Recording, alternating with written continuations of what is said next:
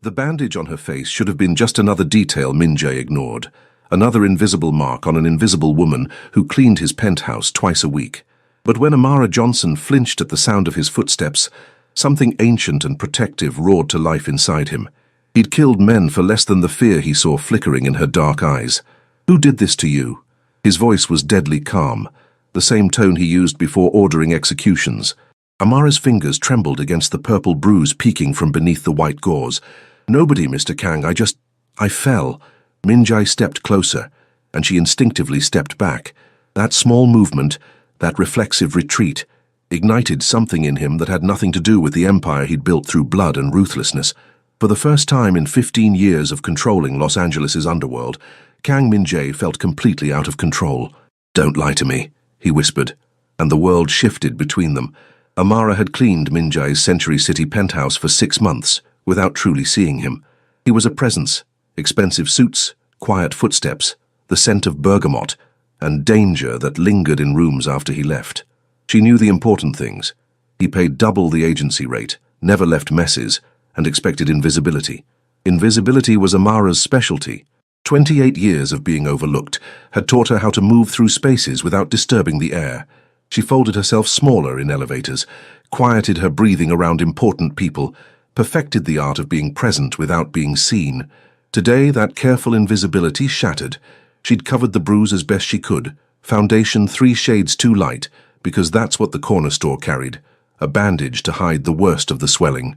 Her supervisor at Elite Home Services would fire her if she showed up looking unpresentable. Zara needed new school shoes. The rent was due in 8 days, so Amara went to work. The penthouse was silent when she arrived at 2 p.m., her usual time. Minjae was never home during her shifts, a small mercy she'd counted on today. She moved through the expansive living room with its floor-to-ceiling windows overlooking Los Angeles, the city sprawling beneath like a kingdom. His kingdom, she'd heard the other maids whisper. Kang Minjae owned half of Koreatown's businesses and all of its secrets. The restaurants were legitimate. Everything else existed in shadows. Amara didn't care about his business. She cared about the $400 weekly check that kept Zara fed. She was dusting the bookshelves, leather-bound volumes in Korean and English, untouched and perfect, when she heard the elevator chime. Her heart lurched. He was never home early. "You're still here." His voice came from behind her, accented but smooth, each word precisely chosen. Amara turned slowly, keeping her face angled away. "I'm sorry, Mr. Kang. I'll finish quickly and—" "Look at me." It wasn't a request. Kang Minjae didn't make requests. She raised her eyes and watched his expression shift from distant politeness to something sharp and focused. He crossed the room in 3 strides, expensive Italian shoes silent on marble floors. Up close, he was devastating. Sharp jawline, dark eyes that missed nothing, black hair styled with casual perfection. The top buttons of his white shirt were undone, revealing collarbones and the hint of a tattoo. "What happened to your face?" His hand lifted toward her cheek, then stopped, hovering, waiting for permission that Amara didn't know how to give. "I fell." The lie tasted bitter, clumsy. "I'm fine." Minjae's eyes narrowed. In 6 months, she'd never heard him raise his voice, but the quiet in him now was more terrifying than any shout. "You fell," he repeated, each syllable weighted with disbelief. "Yes. And the bruises on your wrist?" He nodded toward her left hand, where fingerprint-shaped marks darkened her brown skin despite her long sleeves. Amara yanked her sleeve down. "Mr. Kang, I really should finish." "Sit." "I can't. I have 3 more houses today, and—" "I said sit." Softer this time, but no less absolute. She perched on the edge of his pristine white sofa, wrong in every way. Her discount store uniform, her second-hand shoes, her damaged face in his perfect space. Minjae stood before her, hands in his pockets, studying her with an intensity that made her skin warm. "Tell me his name." "There's no—" "Amara." The way he said her name, careful, like something precious, stopped her breath. He'd never used her name before. "I've built my life on reading people." "You're terrified. That bandage is fresh. Someone hurt you, and recently." She stood abruptly. "With respect, Mr. Kang, my personal life isn't your concern. It became my concern the moment you walked into my home injured." He stepped closer, and she smelled bergamot and something darker. Whiskey, maybe, or smoke. "Is it a boyfriend?" "No." "Husband?" "No." "Then who?" Amara met his eyes. saw genuine concern there, mixed with something that looked like barely restrained violence. "Why do you care? I'm just your maid." Something flickered across his face, surprise, maybe hurt. "You think that's all you are? Isn't it?" Minjai was quiet for a long moment. "I notice everything in my space, Amara. 6 months ago, you started bringing flowers. Cheap bodega flowers that you arrange in my kitchen when you think I won't see. You reorganize my books by color instead of alphabetically because you think it looks better. You leave the windows open exactly 3 inches because you figured out I like fresh air but hate wind." Her throat tightened. She thought herself invisible. "You hum when you work," he continued. "Old soul songs. Your grandmother's favorites, I think, because sometimes you sing words about going home to Louisiana." He tilted his head. "You're not just my maid. You're the only real thing in this apartment." Amara couldn't breathe. "Mr. Kang," the name. "Give me the name of who did this." "I can't." "Can't or won't?" "Both." She grabbed her cleaning caddy. "I should go." His hand caught her wrist, the unmarked one, gentle but firm. "If you leave now, you're taking my protection with you. Whoever hurt you, they'll do it again." "Your protection?" She almost laughed. "You don't even know me. I know you have a daughter. 7 years old, I think. I know you work 4 houses a day to afford an apartment in a neighborhood you're scared to walk through at night.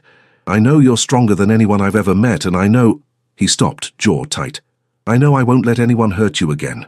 The elevator chimed.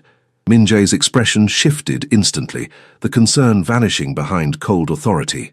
A man emerged, Korean, young, deferential. "Hyungnim, we have a situation in—" The man stopped, seeing Amara. Minjae spoke rapid Korean, his tone dismissive. The man bowed and retreated. "Amara," Minjae's voice drew her back. "Stay. Have dinner with me. Tell me what happened." "I can't." "Why?" "Because you're Kang Minjae." She gestured around the penthouse. "And I'm nobody." His hand lifted to her face, thumb ghosting over the edge of her bandage with devastating gentleness.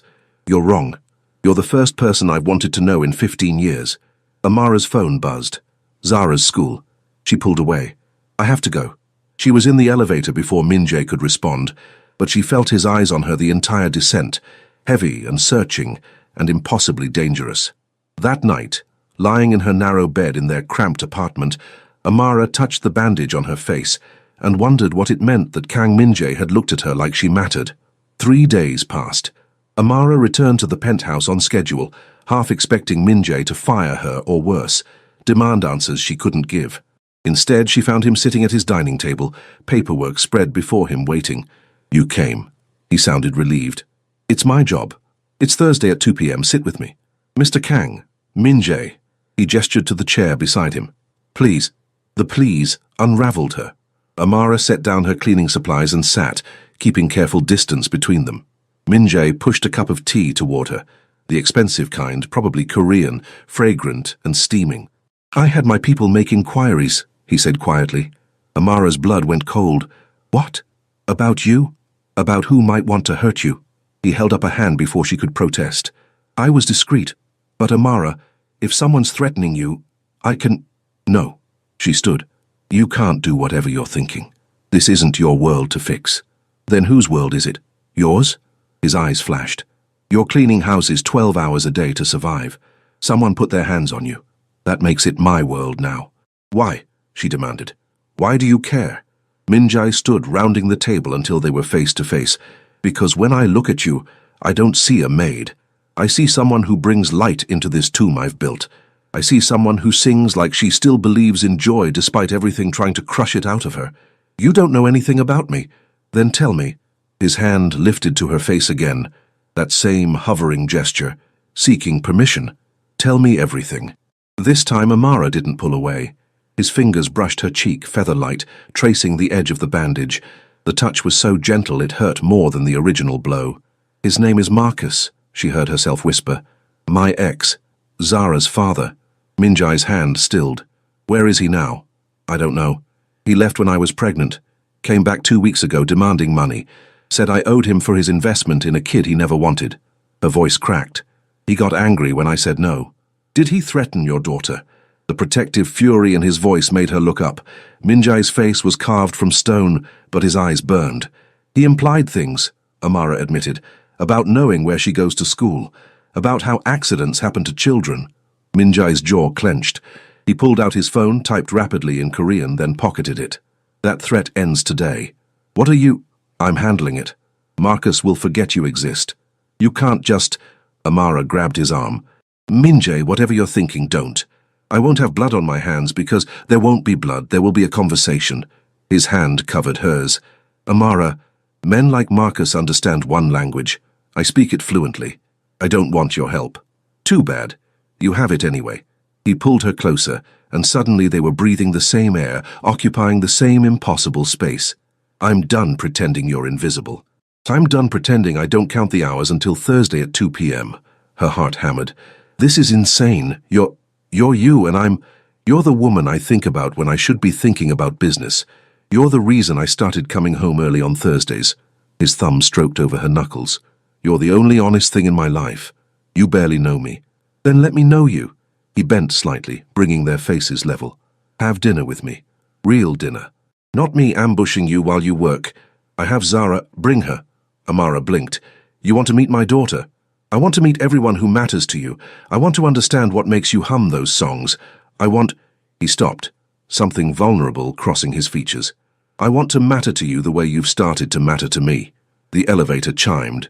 Minjae cursed in Korean but didn't step back. Another man emerged, older this time, speaking urgently. Minjae responded with sharp words that made the man pale and retreat immediately. I have to handle something, Minjae said, turning back to Amara. But tomorrow, dinner, my restaurant in Koreatown, Hanul, 7 o'clock. I'll send a car.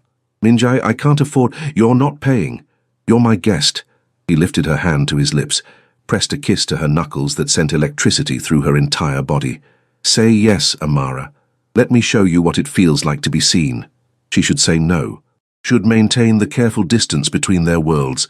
Should protect herself and Zara from the dangerous orbit of Kang Minjae. But when he looked at her like she was rare and precious, when his touch made her feel cherished instead of invisible, when his voice wrapped around her name like a promise, yes, she whispered. Minjae's smile transformed his face, made him look younger and almost boyish. Tomorrow, then. He was gone before she could change her mind, leaving her standing in his perfect penthouse, hand still tingling from his kiss, heart racing with equal parts terror and anticipation. That night, Zara asked why Mommy was smiling at nothing. Amara told her they were going to dinner at a fancy restaurant. She didn't mention the man with dangerous eyes who'd somehow seen through her invisibility and decided she was worth protecting. She didn't mention that every instinct screamed this would end in heartbreak. She especially didn't mention that for the first time in 7 years, heartbreak seemed like a risk worth taking. Hanul occupied a corner in Koreatown that whispered old money and older secrets. Amara stood outside with Zara, both wearing their Sunday best, which still looked shabby against the restaurant's elegant facade.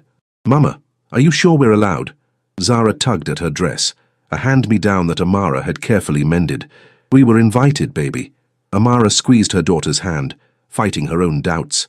The door opened before they could knock. A hostess in a traditional hanbok bowed. Ms. Johnson, Sajangnim is waiting.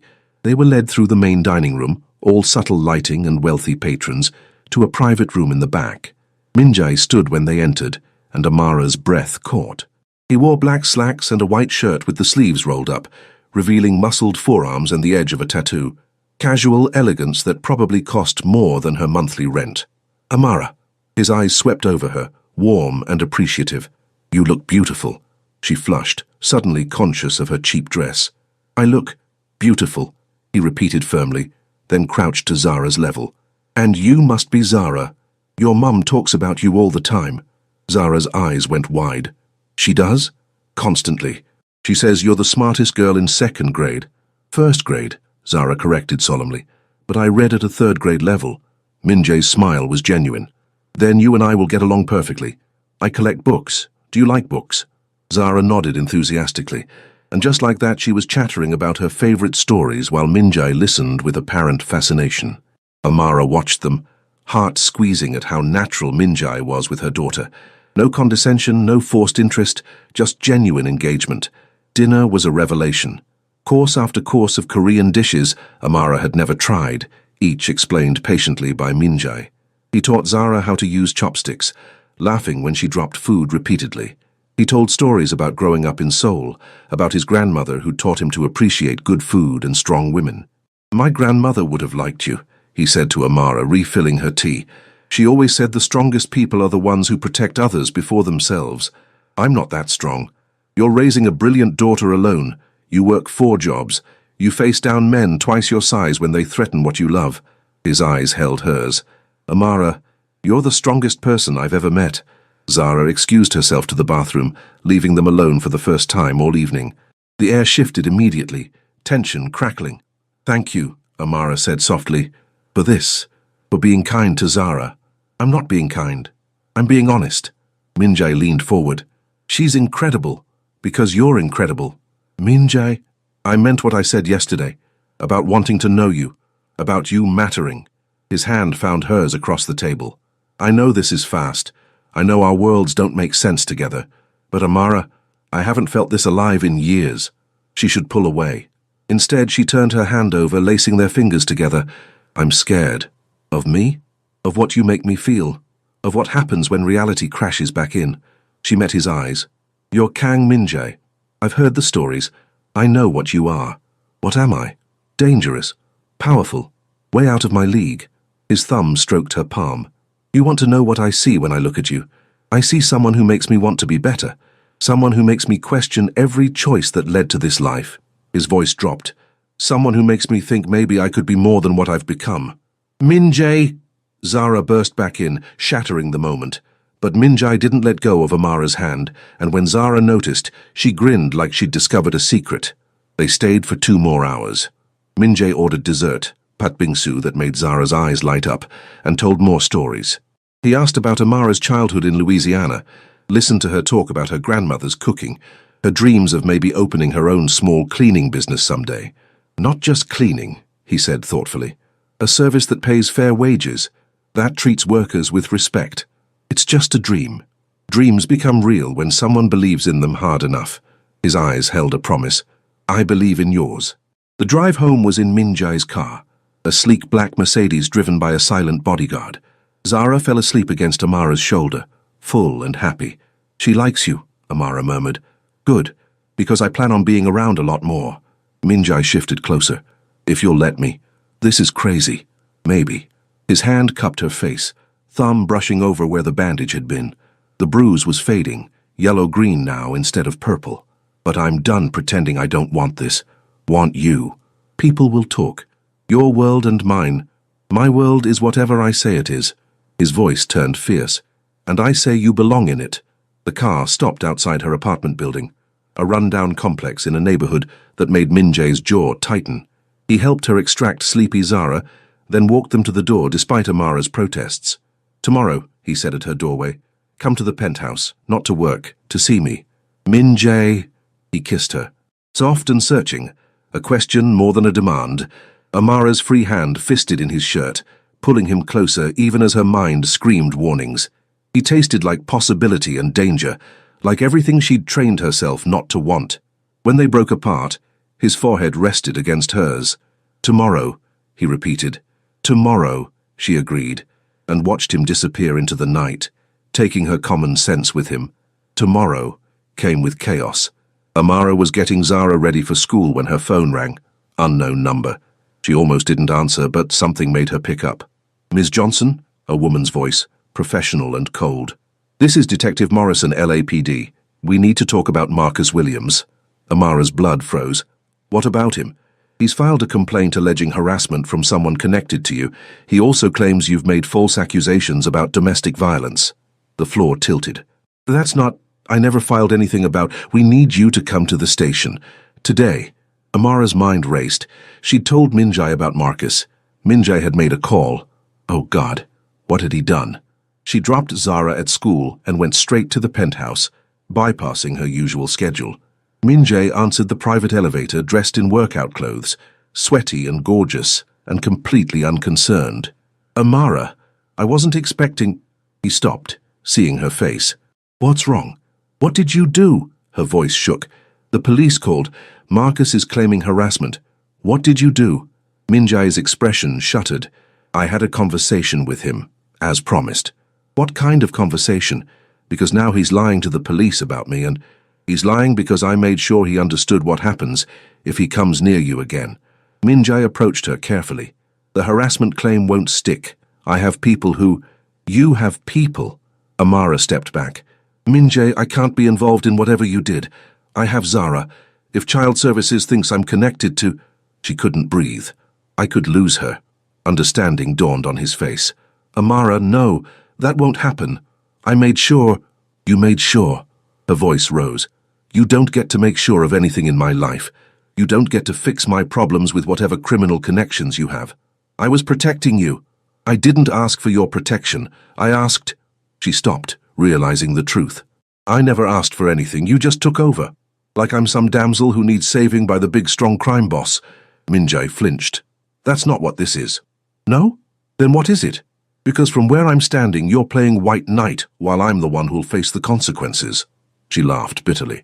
Except you're not even white, and neither am I, which makes this whole thing even more complicated, because you have money and power, and I have... You have me, he said fiercely. You have my protection, my resources, my... I don't want them. The words exploded out of her. I want my simple life where I know the rules, where I clean houses and raise my daughter and stay invisible because invisible is safe. Invisible is dying slowly. Minjae grabbed her shoulders. You think I don't see what that life costs you? You're drowning, Amara. I'm trying to throw you a rope. I don't want your rope. I want... Her voice cracked. I want to not be terrified that loving you will destroy everything I've built. The room went silent. Amara realized what she'd said, watched Minjae's face transform. You love me, he whispered. She tried to take it back, couldn't. It doesn't matter. It's the only thing that matters. He pulled her close and she went, despite everything, burrowing into his chest like she could hide from the world there. Amara, I will fix this. The police thing, it'll disappear. Marcus will never bother you again, I swear on everything I am. That's what I'm afraid of. Everything you are includes things I can't be part of. His arms tightened. Then I'll change. You can't change what you are, Minjae. You're Kang Minjae, leader of whatever organization. You have responsibilities, people depending on you, a whole world I don't understand. So help me understand yours. Let me in, completely. Let me... Her phone rang. The detective again. Amara pulled away to answer, and Minjae's expression hardened at whatever he heard in her voice. When she hung up, he was already making calls in Korean, his tone sharp and commanding. Within 30 minutes, he had a lawyer on the way to the police station, someone to pick up Zara from school, and apparently Marcus's complaint in the process of vanishing. It's handled, he said finally. Amara stared at him, this man who could reshape reality with a few phone calls, who looked at her like she was precious, who'd somehow become essential to her happiness in just a few weeks. I need time, she said quietly, to think, to figure out if I can do this. Pain flashed across his face. How much time? I don't know. Amara, please. She was already backing toward the elevator. Just, please. She left him standing in his perfect penthouse, looking lost for the first time since she'd met him. The ride down felt like falling, and Amara wondered if she'd just made the biggest mistake of her life, or if the biggest mistake was falling in love with Kang Minjae in the first place. 4 days of silence. Minjae didn't call, didn't text, gave her the space she'd asked for. Amara should have felt relieved. Instead, she felt hollow. She went through motions. Work, Zara, sleep, repeat. Marcus's complaint had indeed vanished like Minjae promised. She should have been grateful. She was mostly terrified of how easily he'd made her problem disappear.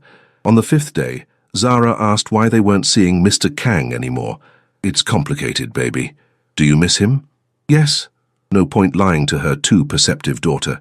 Then why don't we see him? Zara's eyes, too old for 7, studied her. Is it because he's rich and we're not? Amara's heart broke. It's because his life is very different from ours. He made you smile, Mama. You don't smile a lot anymore. Zara crawled into her lap. I liked when you smiled. That night, Amara couldn't sleep. She kept replaying moments. Minjae's hand on her face, his fierce protectiveness, the way he'd crouched to Zara's level and listened like her daughter's words mattered, the way he'd kissed her like she was everything. Her phone buzzed at 2 a.m. Minjae, I miss you. Tell me how to fix this. She stared at the message, fingers hovering over the keyboard. Tell him it's impossible. Tell him they're from different worlds? Tell him she's not strong enough for his life? Tell him she loves him anyway? Before she could respond, someone pounded on her door. Amara's heart seized.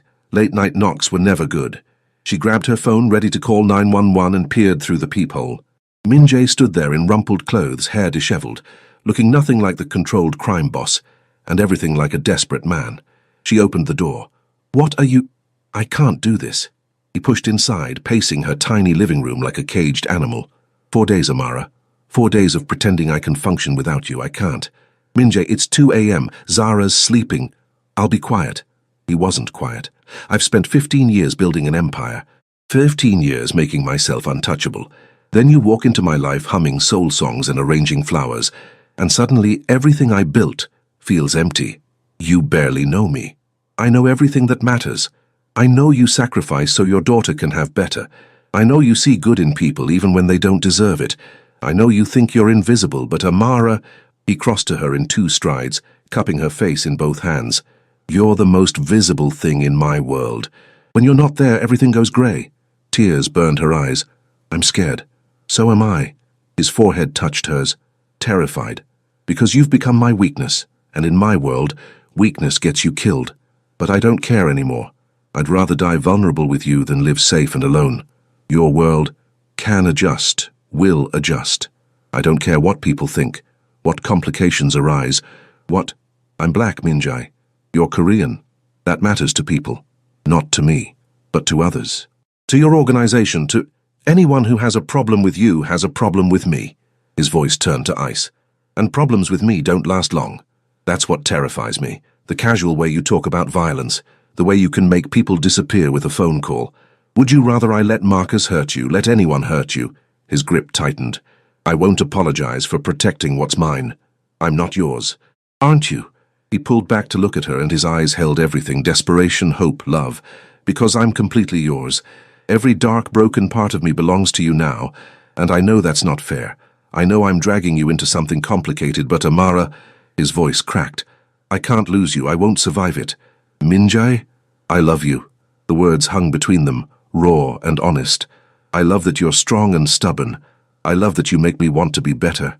I love how you love your daughter. I love your terrible bodega flowers and your off-key humming and the way you reorganize my books. They look better by color, she whispered, crying now. They do. He wiped her tears with his thumbs.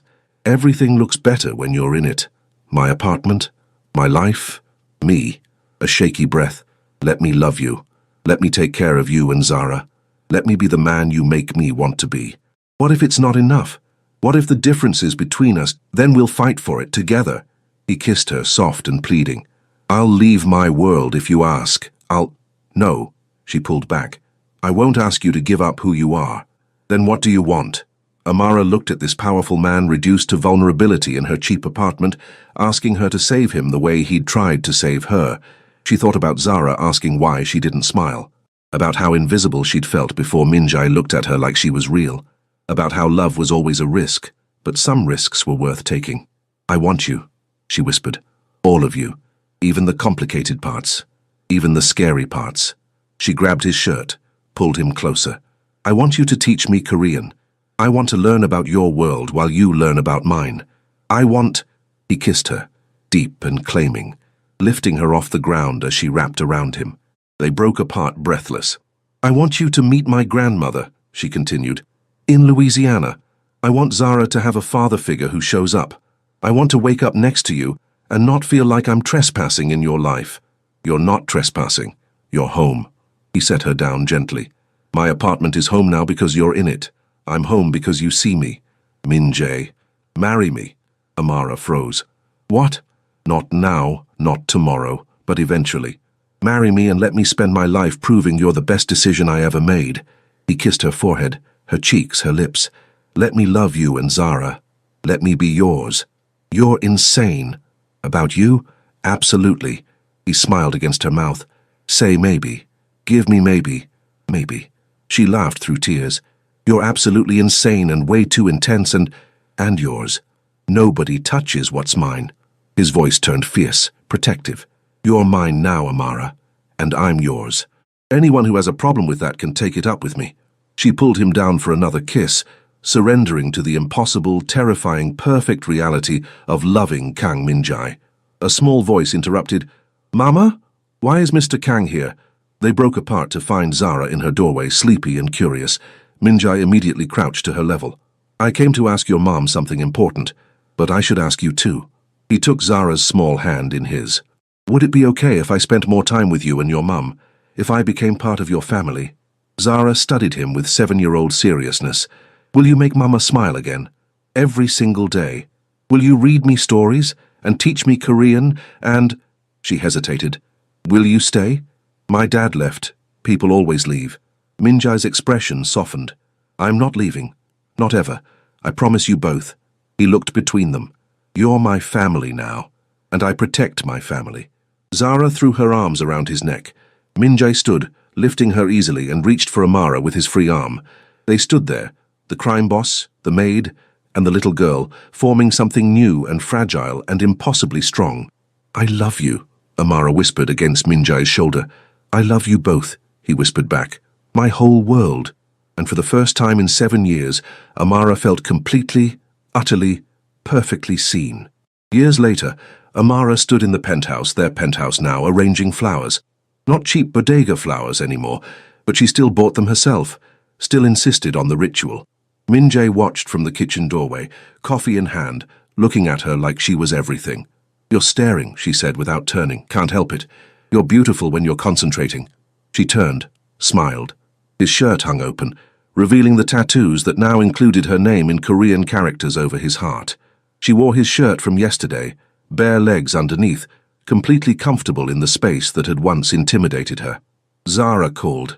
She got into UCLA. Amara's voice trembled with pride. "Of course she did. She's brilliant." Minjai crossed to her, pulled her close. Like her mother. Her father helped.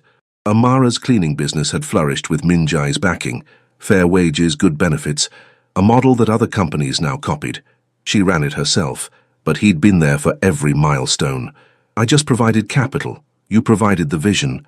A knock interrupted them. Minjai tensed automatically, old habits, but relaxed when familiar voices called out. His brothers in arms, now uncles to Zara. Amara's grandmother, visiting from Louisiana with more soul food than 3 people could eat. Zara herself, home from school with friends in tow. Their apartment filled with Korean and English, with laughter and love and the collision of worlds that had somehow formed something new. Minjai had stepped back from his organization, gone legitimate with the restaurants. The transition had been rough, but Amara had been there through all of it. That night, after everyone left, Minjai found her on the balcony overlooking Los Angeles. "Regrets?" he asked, wrapping arms around her from behind. "Never." She leaned into him. "You? Only that I didn't notice the bandage on your face sooner, that I wasted 6 months seeing you without really seeing you." Amara turned in his arms. "You see me now, every day, for the rest of my life." He kissed her softly. "My beautiful, strong, impossible wife. Your stubborn, flower-arranging, book-reorganizing wife," she corrected. "Mine," he agreed. "Completely, perfectly mine."